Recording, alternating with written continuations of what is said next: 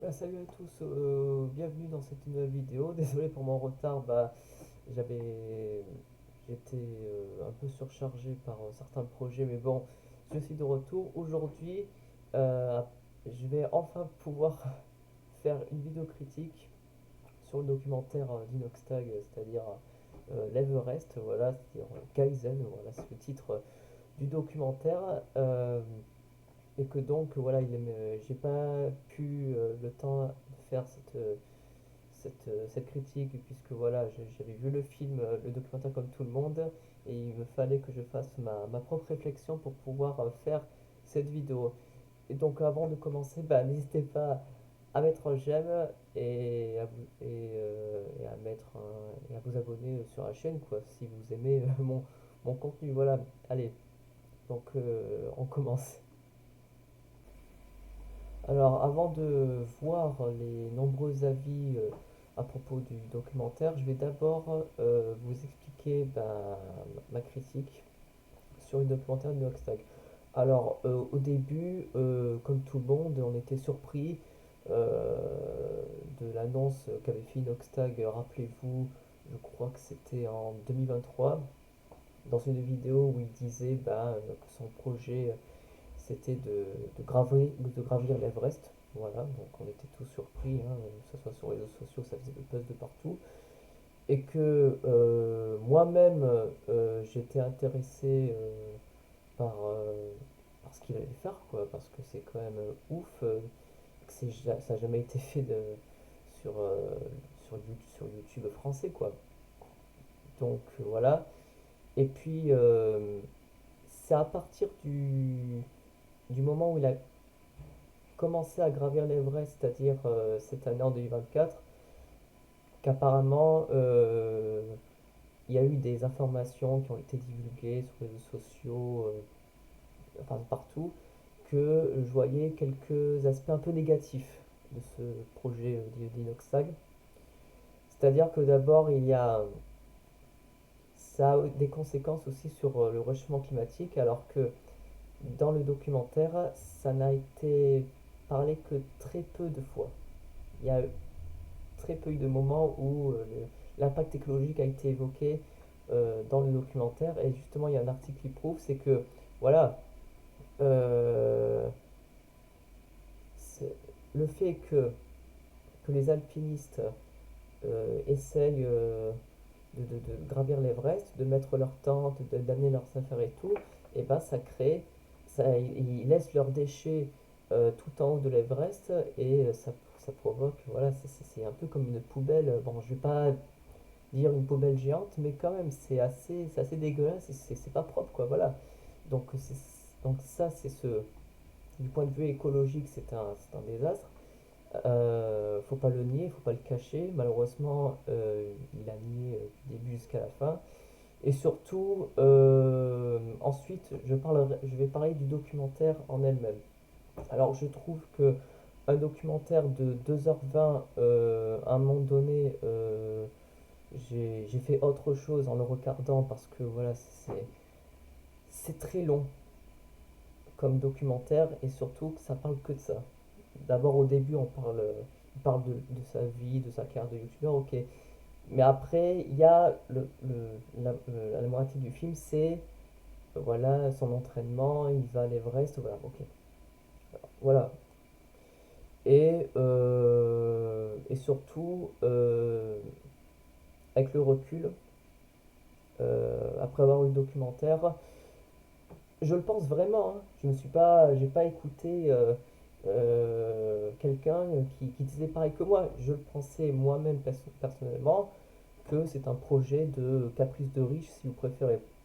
Parce que euh, voilà, c'est un youtubeur, c'est un millionnaire, et il veut faire tous les objectifs les plus énormes que, que quelqu'un quelqu'un qui a 1 500 euros, qui a le SMIC, il pourrait pas faire un projet pareil, quoi. Voilà. Enfin, j'espère que vous me comprenez. Et que, voilà, je veux dire, un caprice de riche, vraiment. Et puis, parce qu'il a tout le matériel qu'il faut, euh, il a un médecin à côté, voilà. Et puis surtout, euh, il y a aussi une grande visibilité de sponsors. Voilà, il y avait carrément un extrait où c'était une publicité géante fait de, je crois, d'une marque de chaussures, je sais plus si c'est Adidas ou Nike, mais enfin voilà quoi. Il y a, l'argent est présent même dans les documentaires, les sponsors. Bon, voilà, c'est YouTube, mais c'est un peu le côté négatif de YouTube, quoi. C'est-à-dire, on voit des sponsors partout, des pubs partout, voilà. La surconsommation, si vous préférez. Et surtout, et surtout, bon, je sais pas comment l'expliquer, comment dire parler à propos de ça, mais voilà, c'est la personnalité d'Inoxag, c'est que, alors j'ai rien contre lui, hein, je regarde de temps en temps des vidéos sur sa chaîne, voilà, il fait du contenu intéressant, mais je trouve qu'il en fait trop dans ce documentaire, voilà, il rigole, je sais pas s'il pense vraiment que c'est dangereux, qu'il a même failli risquer sa vie pour faire ce projet-là. Il se rend pas compte, à 22 ans. À 22 ans, à cet âge-là, il fait ça. Et en plus, apparemment, euh, il a critiqué les autres alpinistes qui faisaient l'Everest parce qu'ils faisaient pas mieux que lui. Et ben, ça se fait pas. Ça se fait pas de dire oui, je suis meilleur que eux parce que je suis pas professionnel. Ben, euh, ben voilà, enfin, c'est malhonnête, c'est pas normal. Euh, Il y a quand même des alpinistes qui sont plus professionnels, plus sérieux, euh, qu'ils arrivent à faire ça en des mois, même en années même. Ça pourrait, il y a peut-être eu des cas, peut-être que ça a fait, mais lui, il a fait ça en quelques mois. Hop, on va à l'Everest et après, hop, je rentre en France. Ça se fait pas. Je dois peut-être rester à l'Everest pendant 1, 2 ans. Lui, il a fait que des allers-retours. On a bien vu dans le documentaire. Euh, il a été, il a fait l'entraînement. Après, il est allé voir l'Everest pour la première fois, mais pas pour y escalader, non, juste pour voir la taille en fait de l'Everest. Puis après, il est revenu en France pour voilà, faire ses projets YouTube plus et tout. Et là, il a refait un entraînement et après, il a gravi l'Everest. Voilà, ce que vous avez vu, comme nous tous. Mais ça se fait pas. Enfin, je pense que c'est pas comme ça de le faire en fait. Je pense qu'un alpiniste professionnel, il fait un entraînement régulier en 1, 2 ans.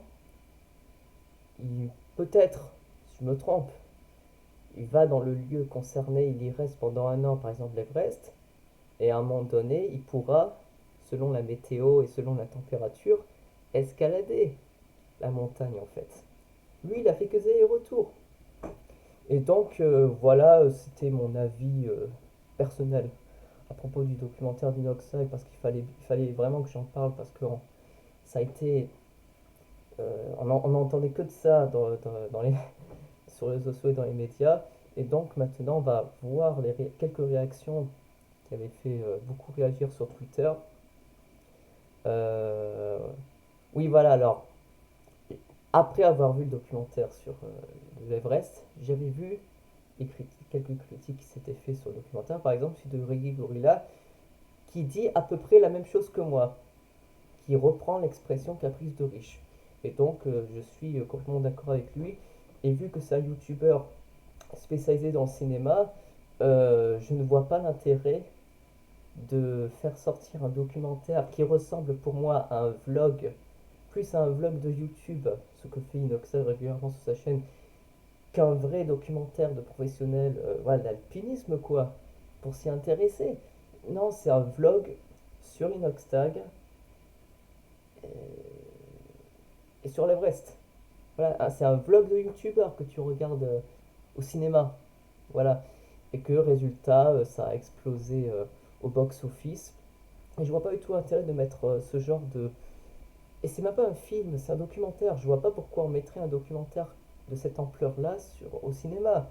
Euh, Sa communauté, ok, ils ont vu le film au cinéma, ok.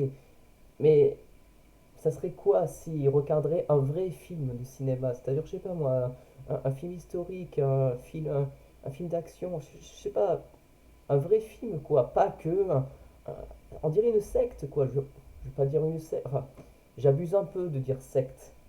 Parce que bon, est-ce que les communautés de youtubeurs se comportent un peu comme des sectes? Je ne le penserais pas comme ça, mais euh, quand tu critiques leur youtubeur, ils t'insultent et te crachent dessus. Ouais, c'est comme ça, c'est malheureux, mais c'est leur gourou en fait. Mais bon, mais bon, voilà, c'est ce que j'avais à dire. Et il dit à peu près la même chose que moi. Voilà quoi. C'est-à-dire que ce documentaire, il n'y a pas que des côtés positifs, il y a aussi des critiques négatives. C'est ce qu'on voit beaucoup sur Twitter. Donc voilà. Euh, alors on va voir quelques informations. Alors, il y a une phrase qu'avait dit Noxtag à propos de l'Everest, je vous laisse écouter. On peut échouer, mais on n'a pas le droit d'abandonner. C'est plus ça que je dirais. L'échec et l'abandon, c'est pas pareil. L'échec, ça nous fait apprendre. L'abandon, c'est quand on décide d'arrêter alors qu'on a encore la force de continuer. Et l'échec, ça nous fait apprendre. Moi, j'ai eu quelques échecs dans ma vie. Bon, là, sur cette aventure, il y a eu des moments difficiles. Il y a eu des moments où Vous c'était voulez compliqué. abandonner, on vous Où voit, vous pleurez, on vous dites j'y voulait... arrive plus, je n'y arrive plus. Il y a des moments Vous où on avez y le arrivait. Covid, enfin on vit vraiment avec vous. Hein. Voilà, et après, chaque fois, on essaye de se remotiver. C'est aussi ça, l'esprit d'équipe. C'est on se regarde dans les yeux, on sait qu'on est dans le mal, on sait que c'est dur, mais on se regarde, on a cette petite lueur d'espoir, cette petite flamme en nous qui nous dit, allez, un pas de plus. Et surtout le fait qu'il y avait un passage, je crois que c'était à la fin du documentaire, quand ils descendent l'Everest, il y avait carrément eu un accident qui a fait qu'il y a eu des alpinistes qui sont tombés, ils sont morts de ça, quoi. Donc c'est à cause, bon, je dis pas qu'Inoxtag est responsable, mais c'est quand même à cause de ce genre de projet qu'il y a des morts comme ça, quoi. Bon, c'est dommage, hein. Après, il y avait quelques avis. Alors, alors c'est plutôt une critique positive, hein. Après avoir vu Kaizen, comprend pas comment on peut critiquer Inoxtag, c'est un jeune plein de courage, inspirant qui s'est lancé dans un défi qui a tout fait pour y arriver. Oui, mais c'est un millionnaire. Et je le répète encore une fois, quelqu'un qui a 1500 euros, qui a le SMIC, il peut pas faire ce genre de projet. C'est impossible. En fait, il a l'argent. Il a l'argent pour faire ce projet. Euh, voilà. Voilà ce que j'avais à dire. Ah oui, aussi, il y avait une autre controverse sur le documentaire. C'était à l'avant-première à Paris du documentaire Kaizen. Il y avait Zekiri Sandwich. Bon, comme vous savez, c'est un youtubeur très connu qui a eu quelques controverses. On va pas le rappeler aujourd'hui, pour l'instant. Et que voici l'histoire. Alors, c'est l'un des proches de Zekiri Sandwich qui parle de l'affaire, quoi, de ce qui s'est passé avec TK78. Vidéo parce que ce qui s'est passé c'est inadmissible en fait. Non, ça va, c'est cool. Ouais, c'est super cool. Avec moi, ça c'est ma famille et ça c'est mon projet. On attend qu'ils nous disent de venir, non? Ouais. Je sais pas qu'est-ce qu'il y a une embrouille, il veut pas qu'il y ait trop de monde qui rentre dans la loge et tout. Un pas de famille. Du coup, renseigne-moi juste là où. D'accord, Pas de soucis.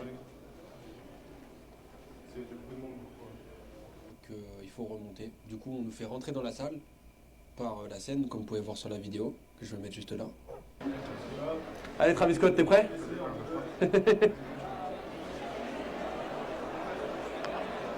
Travis Scott! Du coup, qu'on rentre dans la salle, on s'assoit, TK fait des photos avec ses abonnés, tout ça, je m'installe.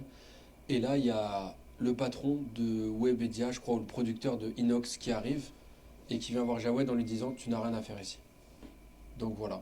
Donc ils prennent Jawed, ils le mettent dehors. Avec Zinclero. Moi, ils me disent de rester. Donc au début, C'est pas normal, TK hein. et Zinclero me disent de rester, de vivre le truc parce que Inox, je devais lui montrer ça, faire une vidéo avec lui et tout, j'étais super content. Mais TK, les gars, c'est quelqu'un que j'aime beaucoup. Et de le voir partir comme ça, se faire virer comme ça, j'accepte pas ça. Voilà.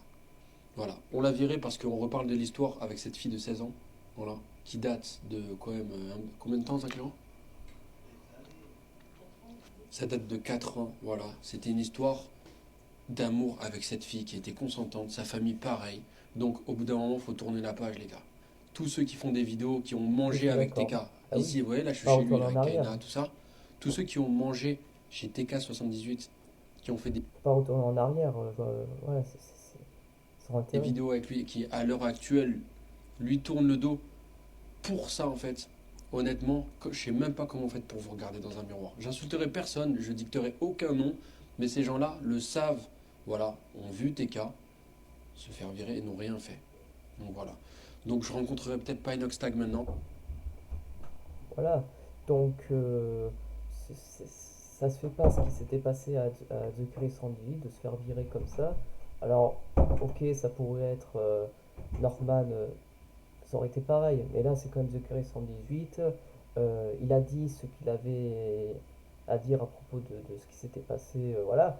Mais ça se fait pas. Donc, et puis c'est comme The Curry 118, c'est quand même un youtubeur très important dans l'univers de YouTube. Donc voilà, c'est quand même triste d'en arriver là, quoi, voilà. Alors, s'il y a d'autres avis, peut-être pas là. Ah oui, en plus, pour en rajouter encore une couche, et ben, à la télé, ils ont carrément eu les droits du documentaire sur TF1, quoi. Alors, c'était 23h30, quoi, mais ça a quand même eu une audience énorme, quoi. C'est-à-dire, alors, en gros, pour compiler, il y a eu le documentaire sur YouTube, le film au cinéma qui, pareil, a explosé au box-office, et une diffusion TF1. Donc en gros, tous les médias, entre guillemets, suçaient la bite à Inoxtag, quoi. Voilà. Euh, alors, il y avait aussi un autre passage, si je le trouve. Ah oui, alors on va voir un extrait de la vidéo Reggae Gorilla pour Inoxtag. Je subis des choses. Et le pire dans tout ça, c'est qu'il y a plein de moments qui sont très gênants, très même malsains, je trouve. Il va critiquer d'autres alpinistes à l'Everest qui font la même chose que lui, mais qui C'est ce que je viens de dire. arrivent Ça moins fait bien, en mode ah, eux ils sont sales, ah, eux ils sont là juste pour le tourisme et tout. Mais connard, excuse-moi, hein. Mais qu'est-ce que tu fais toi là? T'es là à faire une grosse vidéo où t'as embauché 4 Sherpas que tu mentionnes à peine dans le documentaire qui font tout le taf pour toi. Alors, en gros, les Sherpas, on les voit tout le temps. Mais c'est quand même eux qui aident Inoxtag, quoi. Donc en gros, c'est un peu comme une vision un peu de patron, quoi. C'est-à-dire Inoxtag, bah, c'est un peu le chef d'entreprise, quoi, si vous avez l'image en tête. Et les Sherpas, c'est un peu considéré comme des esclaves. Je sais pas si c'est honnête de dire comme ça, mais voilà. Et tu critiques les gens qui font la même chose que toi. Il y a des moments comme ça où tu dis, le mec, c'est pas possible. Il a un mépris assez fou parce qu'il fait la même chose que ces gens-là. Et ça arrive constamment, il y a des vraies déconnexions par rapport à ça. Et il a toujours ces moments en mode, putain, ça fait 1 an que je bosse sur ça, j'ai pas envie que mon rêve se casse la gueule à cause de quelqu'un d'autre. Et ça le fait régulièrement. Et le truc, c'est que 1 an, c'est rien. C'est ça qu'il comprend pas. Et c'est pour ça que ça fait très égo trip de jeune gamin. Et je suis désolé parce que c'est un adulte, mais il fait Oui, voilà, enfin, je suis d'accord avec ce qu'il vient de dire. Ah, c'est vrai, il a un ego surdimensionné, il se filme tout le temps pendant 2h20, voilà quoi. Donc, il parle pas assez de l'histoire, pourquoi l'Everest est important pour les alpinistes, par exemple. il fait très gamin dans le documentaire. Et Oui, d'ailleurs, voilà, il fait gamin. Franchement, il a 22 ans, il se fait gamin, quoi. Franchement, il a des comportements de gamin, quoi. Surtout, m'étonne pas de la part de sa communauté, quoi.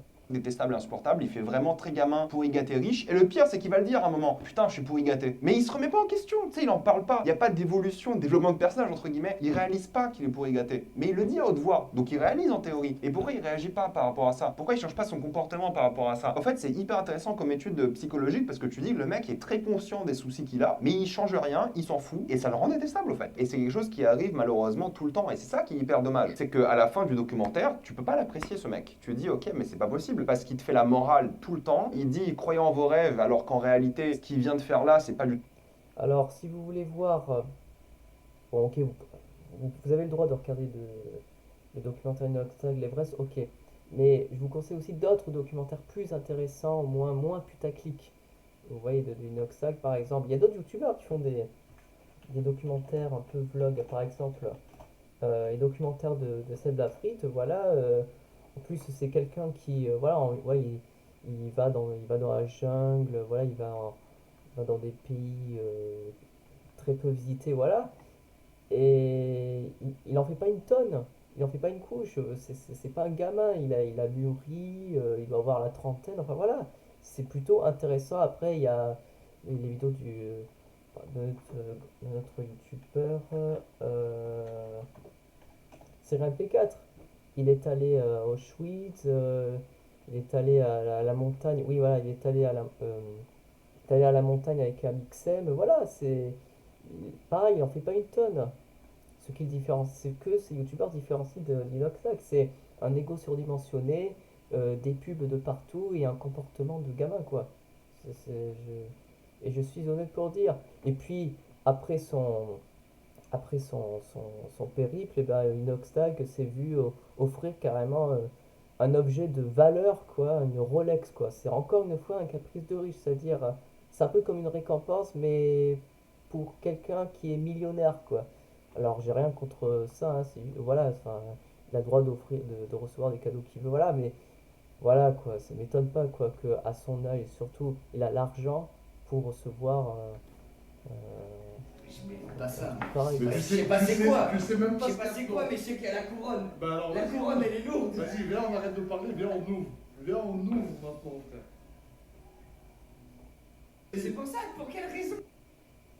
Alors, Moi, je suis excité. non, ça part trop, punaise. Pour ça. Moi, j'ouvre le champagne au moment où tout. C'est. Bah non, c'est. Non, fais-moi un câlin, fais-moi un câlin. Non mais. Bon, bref, et surtout, alors, j'espère trouver l'extrait où il y avait les Sherpas là. Ah oui, alors l'image, voilà, ouais, c'est cette image-là. Vous voyez ce que je vous ai dit à propos de. Un peu comme l'image de Inoxtag, c'est-à-dire un peu Inoxtag, c'est le chef d'entreprise. Ou un peu, c'est un peu comme. Je vais quand même pas dire d'esclavage, hein, mais quand même, Inoxtag, disons, c'est un peu l'image du colon enfin de l'esclavagiste et les Sherpas, c'est un peu considéré comme des esclaves. Donc disons qu'il fait le sale boulot en gros. Enfin, ils font les sales boulots, c'est-à-dire Inoxtag, il a juste un sac. Voilà, il a un sac et les Sherpas, ils portent tout comme par hasard ce qui est lourd et ce qui est embêtant pour eux. Donc c'est quand même ça qui m'a dérangé dans le. C'est vraiment le passage qui m'a le plus dérangé dans le documentaire, mis à part son comportement et voilà quoi, tout simplement.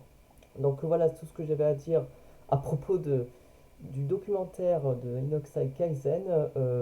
Et puis la vidéo a quand même fait 34 millions de vues en un mois, ce qui est quand même un record sur YouTube en France, quoi, voilà.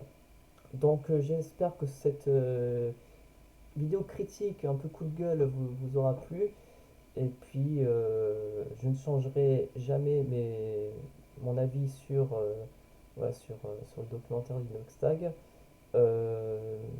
N'hésitez pas à réagir dans les commentaires si vous êtes d'accord ou pas avec ce que je viens de dire. Et puis voilà, bye bye.